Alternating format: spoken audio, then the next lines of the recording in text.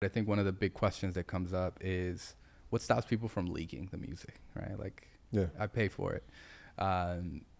We also, when people bring up that question, I could talk about all the like logistical things that we do and all the, security that we have on the platform. But I start leading with anyone who actually ever used a Limewire, right? I'm sure. Did you guys ever use Limewire? 1000% Napster before that. 100%. Right. Like, would you trust Limewire on your computer today? I don't know. I don't think so. I think that's the argument that I start with, right? Like, pirating music was a thing that happened Yeah. because the internet felt like this big world, but it's so it was inconvenient to do, right? You have to download the music, find the song, hope it wasn't Soulja Boy. Everybody know that Soulja Boy. Oh man. And then in the club turned into Soulja Boy. And then you have to upload it, right? Like, people are willing to pay for convenience, right? Yeah. And that just doesn't, people forget how small the piracy industry is. And I think that's one side. But the other side, we, of course, have every security tool that you can think of, from Audible Magic to Pex. When you check out the app, you can't take screenshots or screen recordings on the platform. And we monitor them. So when you take a screenshot, we will monitor that on the back end. And we've never had a leak on the platform, right? Including our high-profile releases like French, the Lawrence of the world. And, that's something that I think our partners really look at. And it required time, right? We've been doing this now for 2 years, and people had to see it, right? It's one thing to say we have never had leaks on the platform. It's another thing to actually. Well, how does the label, does the label have to approve the artist? 100%, yeah. So how does that work? So the way that the revenue split on Even, it's 50% is considered music, 50% is considered access. So what that means is the actual transaction for the music is only 50%. So we can argue that fans are actually coming for the artist, so maybe it's less on the music side, but the truth is the fans wouldn't go if the music wasn't there. So 50% gets paid directly to the artist, and then the 50 goes to the label. If a fan pays $25, right, after Even's cut, 10 goes to the artist, 10 goes to the label. That's more than they were profiting on CDs. But they've never had an issue where they told the artist you can't do this, or they discouraged the artist from doing it. Oh, 100%. People have said no all the time. Yeah. The label. 100%. And they have relationships with Apple or Spotify, or no, thought it would be a bad idea. It's never on the DSP side. Honestly, a lot of it is always accounting. You have to understand that labels are built on a system where payouts are on a 3-month basis, right? Artists aren't just paid 2 to 3 months after every streaming period. Labels are also paid 2 to 3 months, right? Some of my biggest conversations with labels and distributors has been, what do you mean you're going to pay us daily? Like, can you pay us once a month?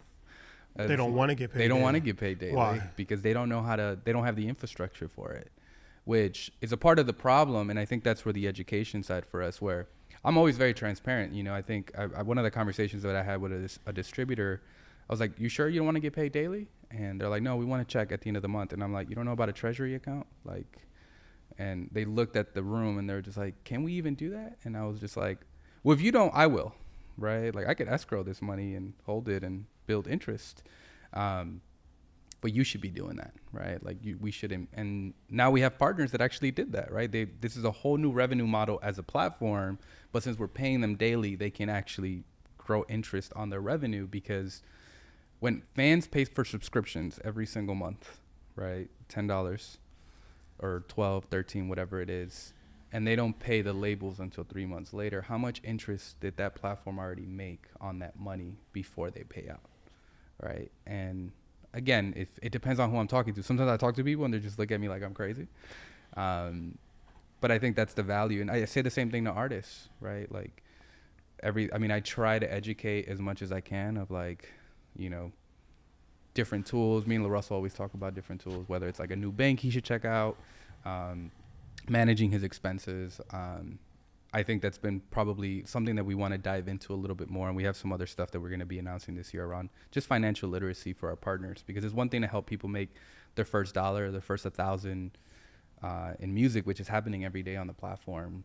It's another thing of, like, what should you do with that money now as a business? Because in many ways we are transitioning an artist from a hobbyist to an actual business the moment they make their first 1,000, 10,000 from music. But yeah. Yeah, when you brought up security, and It's interesting because I'm thinking, I remember those days. It was the reason I think that the piracy has gone down is because, like, where would you put it, right? Before we would burn it, we put it on a CD, put that in your car, there was things to play it on. Then you had the MP3 players. Those things are kind of going away now.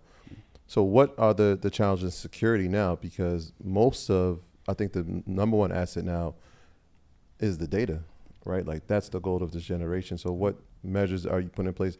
How much time are your team spending on always updating security and making sure that data protection is in place? Oh man, that's probably been the most expensive thing that we've spent on since our beta launched last March to now. It's primarily around the infrastructure. And the amazing thing is we have these incredible tools that we work with, right? Stripe is our back-end infrastructure for all payments. Mm-hmm. So we never actually have to hold any of that information. That's held by Stripe.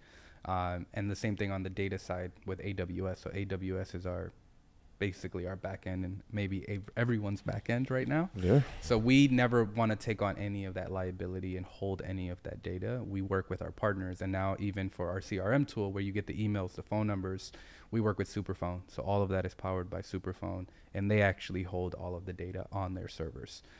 And they have all of the tools already built out. And I think, anytime you're building a new product, instead of trying to rebuild the wheel, just work with the service providers that are already in the space. So we're fully compliant across not just the US, but also Europe, Asia, and anywhere where our partners are.